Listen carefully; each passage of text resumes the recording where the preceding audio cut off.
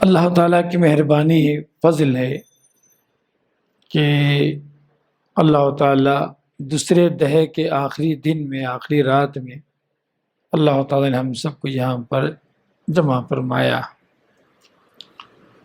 ان 19 دنوں کے اندر یا 20 راتوں کے اندر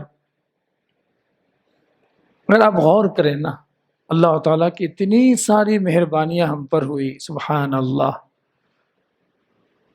اللہ کی تعریف کرتے کرتے ہماری زبانیں ہو سکتا ہے جو ہے تھک جائیں، ہماری زبانیں گونگی ہو جائیں، الفاظ ختم ہو جائیں گے۔ اتنی ساری برکتیں، رحمتیں الحمدللہ ان دنوں کے اندر ہم نے دیکھا۔ اس کا مطلب یہ نہیں کہ ہم نے بہت کچھ کر لیا، اس کا مطلب یہ ہے کہ اب بہت کچھ کرنے کا دن بہت قریب آ گیا۔ نبی کریم صلی اللہ علیہ وسلم کا معمول تھا کہ آخری دنوں میں آپ ایسی عبادت کرتے تھے کہ دوسری دنوں کے اندر ایسی عبادت نہیں کرتے تھے۔ عائشہ فرماتی رضی اللہ تعالی عنہ، یجتہد فی العشر الاواخر ما لا یجتہد فی غیرہ، اتنی جد و جہد کرتے تھے عبادات میں، دعا میں، ذکر میں، تلاوت میں اور دوسری بندگی میں، خیر خیرات میں، اچھے کاموں میں۔ سبحان اللہ، رمضان کے دوسرے دنوں کے اندر اللہ کے رسول صلی اللہ علیہ وسلم کی عبادت ویسے نہیں ہوتی تھی۔ تو آج کا دن کل کی تیاری کا دن ہے، اپنے آپ کو بوسٹ کرنے کا دن ہے، اپنے آپ کو ایکٹیو کرنے کا دن ہے۔ اللہ کے رسول نے فرمایا نا، عائشہ رضی اللہ عنہ نے فرمایا تھا اللہ کے رسول کے بارے میں کہ شد مئزرہ، کہ اللہ کے رسول کمر کس لیا کرتے تھے، ready for Ubadah, ready for دعا، تیار ہیں آپ دعا کرنے کے لیے، مناجات کے لیے، ذکر و اذکار کرنے کے لیے، مغفرت مانگنے کے لیے، دعا استغفار کرنے کے لیے۔ سبحان اللہ۔ تو یہ آج کا دن دراصل احتساب کا دن ہے کہ ہم نے 19 دنوں کے اندر ہم نے کیسی عبادت کی، کیسی بندگی کی، کتنے اللہ تعالیٰ کے رضا حاصل کرنے والے کام ہم نے کیا، مغفرت طلب کرنے والے کتنی نیکیاں ہم نے زندگی میں چن کر خود یہ عمل کیے ہم نے۔ یہ احتساب کا دن ہے۔ آج احتساب اس لیے بھی ضروری ہے تاکہ آنے والے 10 دن ہم ضائع نہ کریں، آنے والے 10 دن بیکار نہ کریں، آنے والے 10 دن ہمارے جو ہے ایسے ویسے فالتو کاموں میں، بیکار کاموں میں جو گزر نہ جائے۔ اکثر دیکھا جاتا ہے کہ جاگنے کا مطلب صرف جاگنا ہوتا ہے، لوگ بھول گئے، جاگ کر عبادت کرنا بھول گئے، اور رات شروع ہوتی ہے مغرب کے اذان کے ساتھ رات شروع ہوتی، اور ہماری رات شروع ہوتی ہے رات کے 11 بجے، 9:30 بجے، 10 بجے۔ یہ 3.5 گھنٹے 4 گھنٹے کہاں جا رہے ہیں ہمارے؟ گپ شپ میں، حریص کی دکانوں میں، ادھر ادھر میں، واٹس ایپ میں، سوشل میڈیا میں، اور پتہ نہیں کہاں کہاں ہم اپنا وقت گزار لیتے ہیں۔ 9:30 بجے، 10:30 بجے آتے ہیں، عشاء کی نماز ہوتی، پھر دوست احباب ملتے ہیں، کوئی کنارہ پکڑتے ہیں، گپ شپ کرتے ہیں۔ یہ آج ہمارا حال ہے۔ نبی ایسے ہی تھے، نبی کی طاقتیں ایسے ہی گزرتی تھی۔ نبی کریم صلی اللہ علیہ وسلم کی وہ انفرادی نماز، وہ انفرادی عبادتیں، وہ جو ہے انفرادی دعائیں، وہ اذکار، وہ سب کہاں ہے ہماری زندگی کے اندر؟ ہم تو پتہ نہیں جو ہے کس دوڑ کی طرف، کس جو ہے سمت کی طرف جا رہے ہیں جس کا کوئی ہمیں پتہ نہیں۔ کتنے ایسے بھائی ہیں اور بہن ہیں ہمارے، ابھی تک ان کا شاپنگ جو ہے شروع نہیں ہوا، جبکہ اب تک ختم ہو جانا چاہیے تھے سب، تاکہ آنے والے 10 دن اللہ تعالیٰ سے اپنے ربط کو جو مضبوط کرے، اپنے تعلقات کو بڑھا لے، اللہ سے قریب ہونے والے ان تمام نیکیوں کو زندگی میں لے کے آئے جس کی وجہ سے اللہ سے ہم قریب ہو جائیں۔ کبھی میں سوچتا ہوں اس موضوع کو لے کر، لوگ انفرادی عبادت اور خود پر محنت کرنا بھول گئے۔ یہی ہماری کبھی لگتا ہے کہ خرابی ہماری زندگی کے اندر۔ ہم نے اپنی دعاؤں کو صحیح نہیں کیا، اب تک اپنی نمازوں کو صحیح نہیں کیا، وطر اور جو ہے اسی طریقے سے جو ہے سنت اور نوافل کے اہتمام پر جو ہے اپنے آپ پر محنت نہیں کی، ہم نے خیر خیرات پر محنت نہیں کی۔ ہم کبھی تنہائی میں بیٹھ کر آنکھوں میں آنسو لے کر اپنی زندگی پر ہم نے کبھی نہیں رویا اتنی دوریاں آ گئی ہمارے اور ہمارے رب کے درمیان، نعوذ باللہ من ذالک۔ یہی آج حال ہے ہمارا، بھیڑ کے ساتھ رہنا چاہتے ہیں، کوئی پروگرام ہوا جمع ہو گئے، ٹھیک، وہ بھی اپنی جگہ پر ہے۔ کیوں؟ اللہ کے رسول صلی اللہ علیہ وسلم کی زندگی ہمیں یہ بتاتی ہے کہ اللہ کے رسول صلی اللہ علیہ وسلم اجتماعی عبادات سے زیادہ آپ صلی اللہ علیہ وسلم کی عبادت انفرادی زیادہ تھی۔ وَتَبَتَّلْ إِلَيْهِ تَبْتِيلًا۔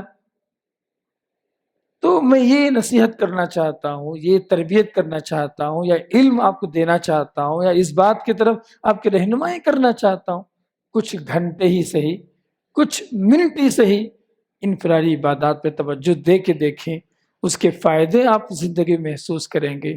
وہ نرم دلی، وہ اللہ کا تقوی، وہ خیر کے کام میں آگے بڑھنے کا جذبہ، سبحان اللہ، قرآنی آیات پر آنکھوں میں آنسو، سمجھے آپ، خیر کا کام کرتے ہوئے خوشی کا احساس، سبحان اللہ، اتنی ساری نیکیاں اور برکتیں ہم زندگی میں خود محسوس کرتے ہیں، کر سکتے ہیں، سبحان اللہ۔ انما المؤمنون الذين اذا ذكر الله وجلت قلوبهم واذا تليت عليهم آياته زادتهم ایمانا وهم على ربهم يتوکلون۔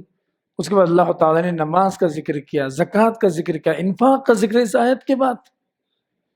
تو یہ کیفیت ہماری زندگی میں کب آئے گی، کیسے آئے گی؟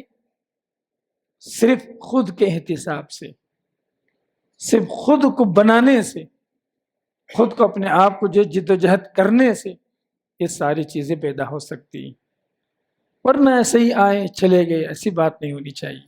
یہ رمضان آیا ہماری زندگی بدلنے کے لیے، ہمیں متقی بنانے کے لیے، اللہ تعالیٰ سے قریب کرنے کے لیے، قرآن سے اپنے ہم جو جوڑنے کے لیے۔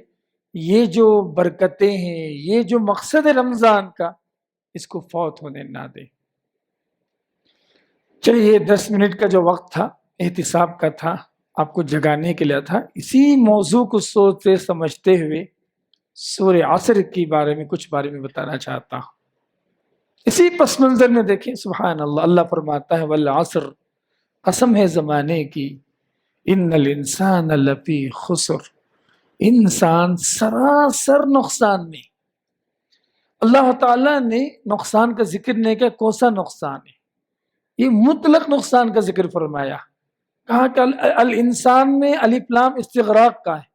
کیا مطلب؟ تمام کے تمام افراد، ڈاکٹر ہو، انجینئر ہو، فلاں ہو، فلاں ہو، فلاں ہو، فلاں ہو، فلاں، ان الانسان لفی خسر، گھاٹے میں۔ بعض مفسرین نے کہا، سبحان اللہ، بڑا اہم نقطہ، سورت کی ابتدا نقصان سے ہوئی۔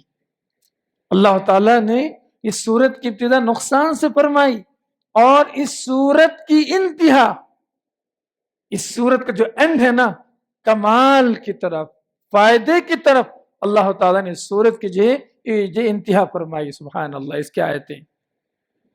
چلے، میں نقصان میں ہوں، آپ نقصان میں ہیں، آپ نقصان میں ہیں، آپ نقصان میں ہیں۔ سلوشن کیا ہے نقصان کا؟ کیسے ہم اس نقصان سے باہر نکلیں؟ اللہ تعالیٰ نے 4 باتیں بیان فرمائی، 2 گروپ کے اندر ہیں۔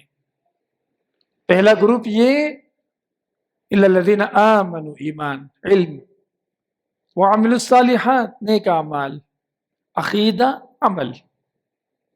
الا الذین آمنوا میں عقیدہ آ گیا، وعملوا الصالحات میں عمل آ گیا۔ ایمان و عمل یہ دونوں خود کی تربیت کے لیے ہوتی ہے، خود کی تربیت ذات جس کو ہم کہتے ہیں۔ ایمان کا فائدہ کس کو ہوگا؟ ہم کو ہوگا۔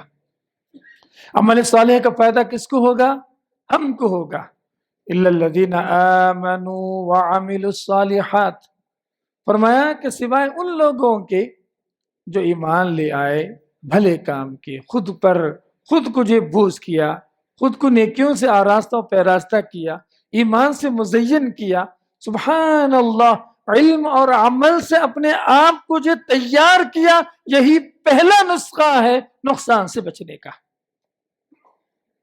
کوئی لمبا چوڑا فارمولا نہیں۔ علم آدمی مرتے دم تک سیکھتے رہتا، اور عمل بھی اسی علم کے تقاضوں کے تحت مرتے دم تک کرتے رہنا چاہیے۔ وَاعْبُدْ رَبَّكَ حَتَّى يَأْتِيَكَ الْيَقِينُ، تم اپنے رب کی ایسی عبادت کرو یہاں تک کہ موت آ جائے، موت آنے تک عبادت کرو، اللہ نے فرمایا۔ تو خود کی تربیت ہے نا، یہی نقصان سے نکلنے کا پہلا ذریعہ۔ امام ابن قیم رحمہ اللہ نے اس صورت میں سے جو 2 نقطے بتائے، پہلا نقطہ بتایا اس صورت میں الا الذین آمنوا وعملوا الصالحات کے ذریعے سے خود کی تربیت پر ابھارا گیا، خود کو علم سے، ایمان سے آراستہ کرنے، اعمال صالحہ میں اچھے اخلاق سے آراستہ کرنے کا حکم دیا گیا۔ سبحان اللہ، سوچ کے دیکھیں تھوڑی دیر، 5-10 منٹ بیٹھ کے سوچیں کیا وجہ آتی ہے کہ صحابہ کرام اس صورت کو اپنی محفل کی صورت بنا کے رکھے تھے۔ 4 آدمی ملتے، جب تک سورہ عصر کا مدارسہ نہیں ہوتا، سورہ عصر کی باتیں ایک دوسرے سے شیئر نہ کر لیتے، جدا نہیں ہوتے تھے۔ اس میں یہ بات اللہ بیان فرما رہا ہے کہ خود کی تربیت پہ توجہ دیں، یہی نقصان سے بچانے کا پہلا فارمولہ، نقصان سے نکلنے کا پہلا فارمولہ۔ الا الذین آمنوا، سوائے ان لوگوں کے جو ایمان لے آئے، وعملوا الصالحات، بھلے کام کی۔ علم آ گیا، عمل آ گیا، یہ کافی نہیں ہے۔ خود کو نقصان سے بچاتے ہوئے دوسروں کو نقصان سے بچانا، یہ اور کمال والا معاملہ۔ فرمایا وتواصوا بالحق، حق بات کی وصیت کریں، ایک دوسرے کو بتائیں حق۔ بعض مفسرین نے لکھا ہے بڑی پیاری بات کہ حق وزنی ہوتا، حق بھاری ہوتا، حق کڑوا ہوتا، حق بعض مرتبہ لوگوں کو جو ہے سمجھ لیں آپ، سمجھنے میں دقت والا ہوتا۔ اسے اللہ نے کہا تواصوا، تواصو ایک مرتبہ کے لیے عربی زبان میں نہیں آتا، یہ تواصو تکرار چاہتا، تواصو مشارکہ چاہتا کہ بار بار بار بار ایک دوسرے کو بتاتے جائیں۔ آج صبح میں بتائیں، شام میں بتائیں، رات میں بتائیں، دن میں بتائیں، صبح میں بتائیں، یہ معاملہ چلتے رہنا تواصو بالحق کا۔ یہ جب چلتا رہے گا نا تواصو بالحق کا، ہمارے یہاں مصیبتیں آئیں گی، پریشانیاں آئیں گی، لوگ گالیاں دیں گے، ہمارے سامنے رکاوٹیں پیدا کریں گے۔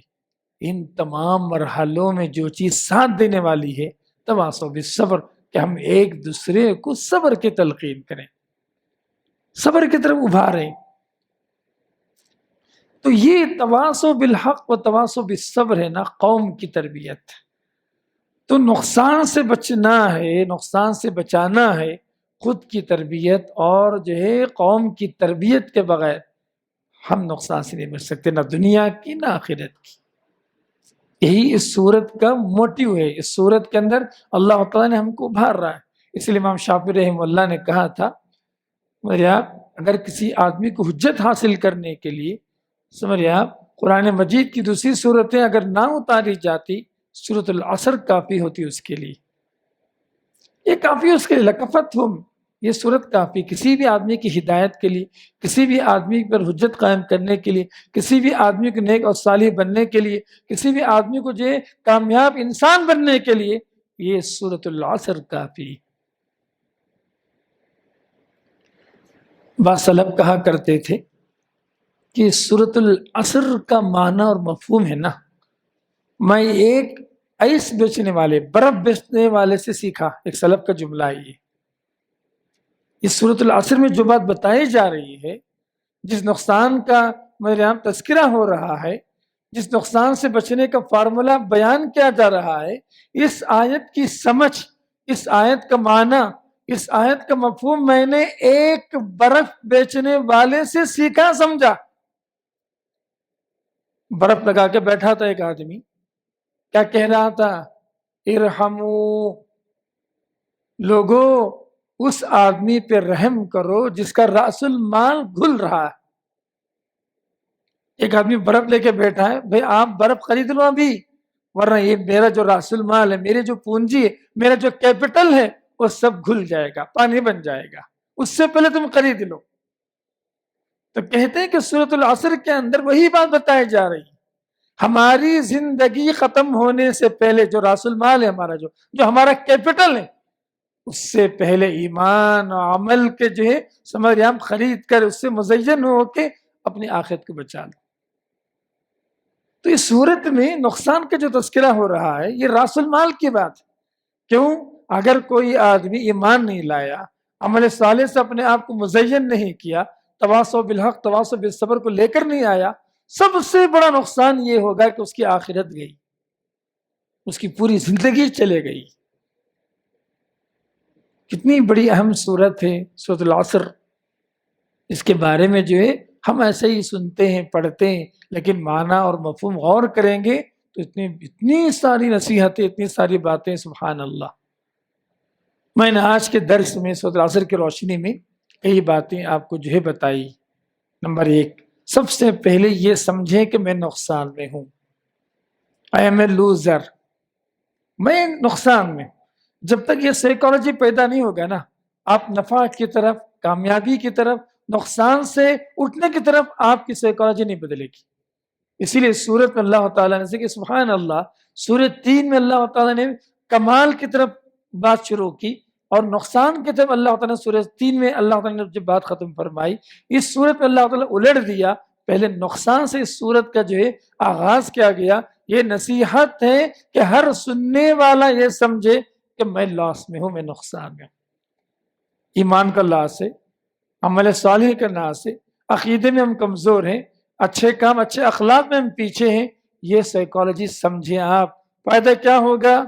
فائدہ یہ ہوگا جب آپ سمجھیں کہ میں لاس میں ہوں، ہماری فکر ہوگی اس لاس کو کم کریں، ہماری فکر ہوگی اس لاس سے ہم باہر نکل کے آئیں۔